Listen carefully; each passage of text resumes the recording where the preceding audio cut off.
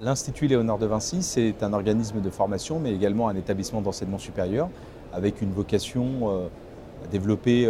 des formations de type MBA spécialisé de niveau 1 dans 3 domaines de compétences, la santé, le management et le digital,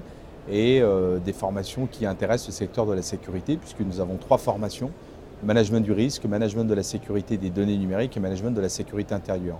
Et l'idée sur ces 3 programmes, c'est de former des cadres en sécurité intérieure, des cadres du management de la sécurité des données numériques et des managers en termes de risque sur le plan finance bancaire. Alors la conférence, c'était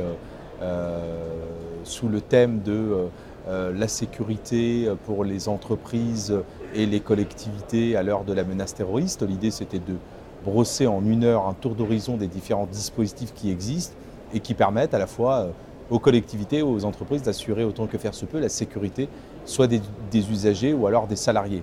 On a bien senti que la préoccupation de la plupart des participants, c'était évidemment la sécurité des entreprises. Donc nous avons regardé finalement quelles étaient les difficultés que traversaient les entreprises. On a bien compris dans un premier temps que l'une des difficultés principales, c'était évidemment ces signaux faibles destinés à détecter des signes de radicalisation et quels étaient ensuite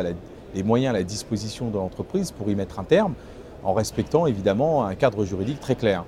Et là, sur cette question-là, on a senti que les entreprises sont en attente d'un appui, d'un soutien de la puissance publique, de sorte à pouvoir, j'ai envie de dire, désamorcer ou prévenir la commission d'un attentat dans une entreprise. Ensuite, sur les collectivités, c'était de brosser un tour d'horizon sur les différents dispositifs, les lois qui existent et aujourd'hui qui permettent aussi aux collectivités d'assurer la sécurité des usagers. C'est par exemple pour les transporteurs de voyageurs un décret récent qui